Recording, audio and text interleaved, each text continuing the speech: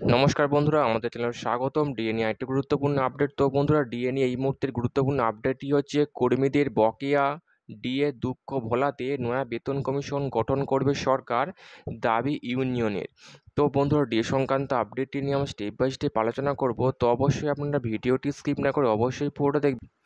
তো তার আগে বলে রাখি, যে সকল বন্ধুরা আমাদের চ্যানেলে নতুন, আমাদের চ্যানেলটি পাশে সাবস্ক্রাইব বাটন, সাবস্ক্রাইব করার পর পাশের যে বেল আইকন সেটিও প্রেস করবেন। লেটেস্ট ভিডিও আপডেটগুলি সবার আগে পেয়ে যাবেন। দেখে নেব আজকে ডিএ সংক্রান্ত গুরুত্বপূর্ণ আপডেটটি। তো বন্ধুরা, আমরা সকলে জানি পশ্চিমবঙ্গের সরকারি কর্মীরা কেন্দ্রীয় হারে ডিএর দাবিতে তারা শহীদ মিনার চত্বরে আন্দোলন চালিয়ে যাচ্ছেন 1 বছরের বেশি সময় ধরে, এবং তারা মুখ্যমন্ত্রী, অর্থমন্ত্রী, রাজ্যপালকে বারংবার বকেয়া ডিএ, কেন্দ্রীয় হারে বকেয়া ডিএ পাওয়ার জন্য বারংবার চিঠি দিয়েছেন, কিন্তু কোনোরকম সুরা হয়নি। যেখানে কলকাতা হাইকোর্টে ডিএ মামলা করা হয়েছিল, যে ডিএ মামলার পরিপ্রেক্ষিতে কলকাতা হাইকোর্ট রায় দিয়েছিল সমস্ত সরকারি কর্মীদের 3 মাসের মধ্যে বকেয়া ডিএ মিটিয়ে দিতে হবে। সেই রায়কে চ্যালেঞ্জ করে সুপ্রিম কোর্টে ডিএ মামলা দাখিল করে রাজ্য সরকার, এবং যে ডিএ মামলা এখনও পর্যন্ত ঝুলে আছে। তো বন্ধুরা, আমরা সকলে জানি পশ্চিমবঙ্গ সরকারি কর্মীরা এই মুহূর্তে ষষ্ঠ বেতন কমিশনের আওতায় 14% হারে মে মাস থেকে ডিএ পাচ্ছেন।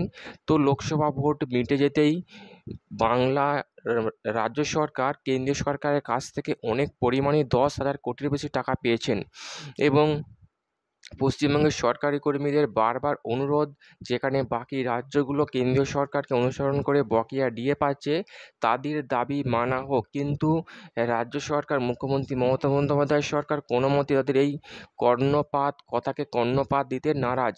কিন্তু সরকারি কর্মীদের ক্ষোভ ক্রমশ বাড়ছে, তাই ক্ষোভকে কমানোর জন্য নতুন বেতন কমিশন গঠন করবে সরকার, এমনটাই দাবি করছে সংগ্রামী যৌথ মঞ্চ।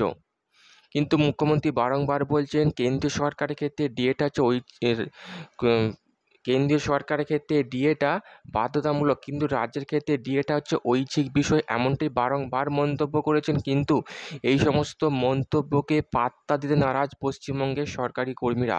তাদের একটাই বক্তব্য, কেন্দ্রীয় হারে ডিএ না পেলে তাদের এই আন্দোলন থামবে না। এই নিয়ে অর্থমন্ত্রী মুখ্যমন্ত্রীর সাথে বৈঠক সেরেছেন, এবং যেটা নবান্ন সূত্র মারফত, নিউজ পত্রিকার সূত্র মারফত জানতে পারা যাচ্ছে, ইউনিয়ন দাবি করছে সরকারি কর্মীদের বকেয়া যে ডিএ যে দুঃখ ভোলাতে নয়া বেতন কমিশন গঠন করবে সরকার, এমনটা তারা জানতে পেরেছে সূত্র মারফত। তো বন্ধুরা, এই আপডেটটি আমরা পেয়েছিলাম, অবশ্যই শেয়ার করলাম। তো আপডেটটি কেমন লাগলো অবশ্যই কমেন্ট করবেন, লাইক করতে ভুলবেন না। ডিএ সংক্রান্ত পরবর্তী আপডেট পাওয়ার জন্য আমাদের চ্যানেলটিকে সাবস্ক্রাইব করে রাখবেন। থ্যাংক ইউ বন্ধুরা ভিডিওটি দেখার জন্য।